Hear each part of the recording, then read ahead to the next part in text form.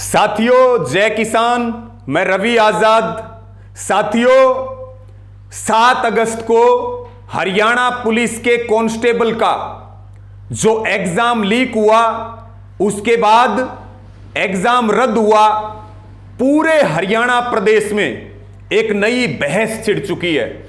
Media में debates हो रही हैं। और साथियों, पहले नायब तहसीलदार का, फिर ग्राम सचिव का और अब पुलिस कांस्टेबल का पेपर लीक होना और रद्द होना सरकार की नीयत और नीति के ऊपर और एचएससी बोर्ड की कार्य प्रणाली के ऊपर पूरी तरह से सवालिया निशान खड़े कर दिए।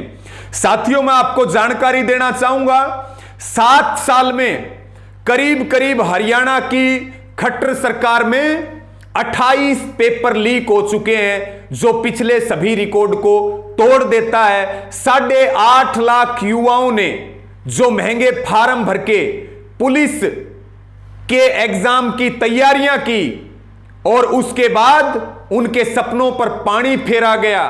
साथियों, यह वही सरकार है जिसने पिछली सरकार की गलत नीतियों को, भर्ती प्रक्रियाओं के मुद्दे को भुना करके सत्ता हासिल की। लेकिन आज इनका भी वही हाल हो चुका है हरियाणा की बीजेपी जेजेपी सरकार का, जो पिछली सरकारों का हाल था। तो फिर इनमें और उनमें फर्क क्या हुआ? साथियों, मुख्यमंत्री कहते हुए नहीं थकते कि हमने बगैर पर्ची के, बगैर खर्ची के नौकरियां देना शुरू किया है।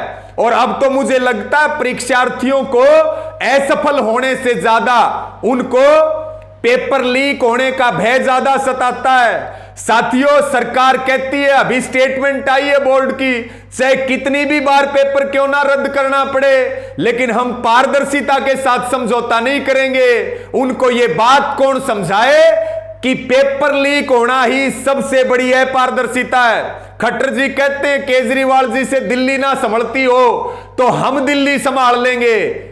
उनसे एक बोर्ड नहीं संभल रहा है, वो दूसरे राज्य की सत्ता को संभालने का दावा ठोकते हैं। इसी के साथ में साथियों, सबसे बड़ा जो नुकसान हो रहा है वो हो रहा है ओवर एज हो रही है अभ्यर्थियों की, परीक्षार्थियों की ओवर एज उम्र की सीमा खत्म हो रही है। महंगे फार्म, उसके बाद में मानसिक और शारीरिक उनको परेशानी और एक अविश्वास का माहौल। सरकार का काम होता है विश्वास का माहौल बनाना। जो युवा पेपर देने जाते हैं, रोजगार मांगने जाते हैं, उनसे ऐसा व्यवहार होता है जैसे ये नौकरी नहीं, कुछ लूटने के लिए आए हैं। हम मानते हैं सिस्टम में गलत लोग हैं, लेकिन अविश्वास का माहौल कतई भी बर्दाश्त करने योग्य नहीं है। हरियाणा सरकार की पूरी पोल खुल चुकी है। एचएससी बोर्ड पूरी तरह से फेल हो चुका है। गंभीर प्रश्न हैं जिनको लेकर के अब हमें लड़ाई लड़नी पड़ेगी।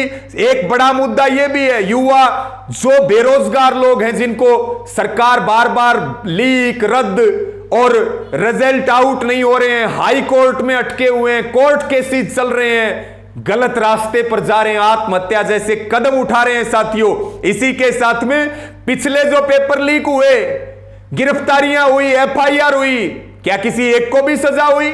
और पेपर लीक होते हैं क्या बगैर किसी अधिकारी या पॉलिटिकल लिंक के कारण पेपर लीक हो सकते हैं? सीधे तौर पर सरकार भी इसमें कहीं ना कहीं जिम्मेदार होती है। इसी के साथ में साथियों, कौन प्रभावित नहीं हो रहा?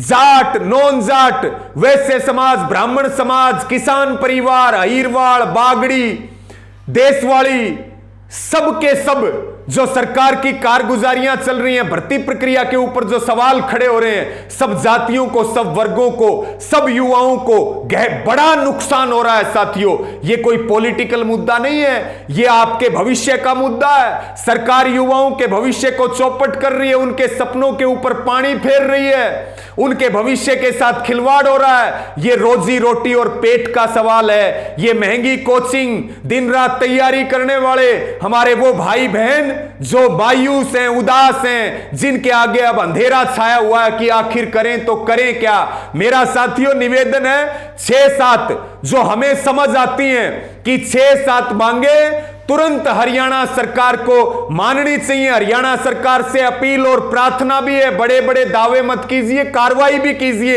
एक पहले नंबर पे साथियों, हरियाणा सरकार एक श्वेत पत्र जारी करे नौकरियों पे।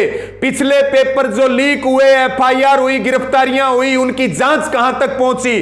दूसरी बात साथियों, सेंटर को लेके, एग्जाम सेंटर को लेके हरियाणा सरकार पॉलिसी बनाए।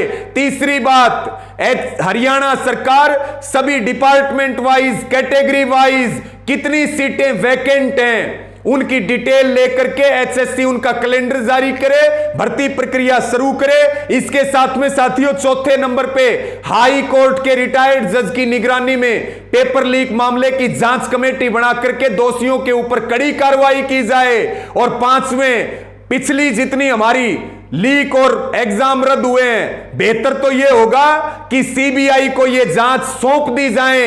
सीबीआई को अब जो पुलिस वाला लीक हुआ है, रद्द हुआ, यह भी जांच उनको सौंपी जाए।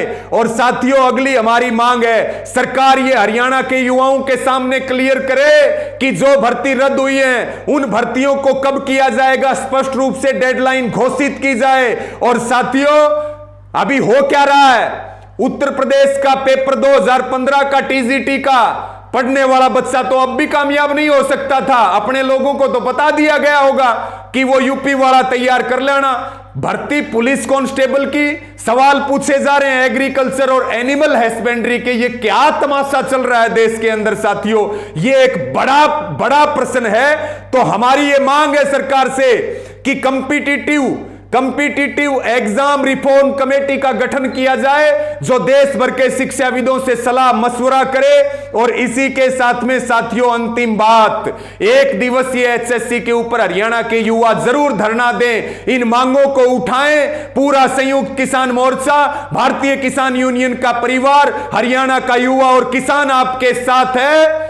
और निजी रूप से रवि आजाद आपकी लड़ाई में कंधे से कंधा मिला करके तन मन धन से हमारी टीम आपके साथ है। हरियाणा का युवा कैपेबल है, ओलंपिक में झंडे लहराए हैं, हर क्षेत्र में हरियाणा का युवा झंडे गाड़ रहा है। अब साथियों सरकार की नीति को और इस एचएससी बोर्ड जो बोर्ड नहीं है सर्कस की तरह काम कर रहा है, अब इसको सुधारने का समय आ गया है। साथियों इस वीडियो को शेयर करें और जरूर इन मुद्दों को उठाएं, सोशल मीडिया पे एक जबरदस्त मुहिम चलाएं और हम सब मिलकर के हरियाणा के युवाओं के भविष्य को इस तरह से चौपट और बर्बाद नहीं होने देंगे। हम लड़ेंगे और निश्चित तौर पर साथियों लड़ेंगे तो जीतेंगे। इसको ज्यादा से ज्यादा शेयर करें। जय हिंद, जय जवान, जय किसान साथियों।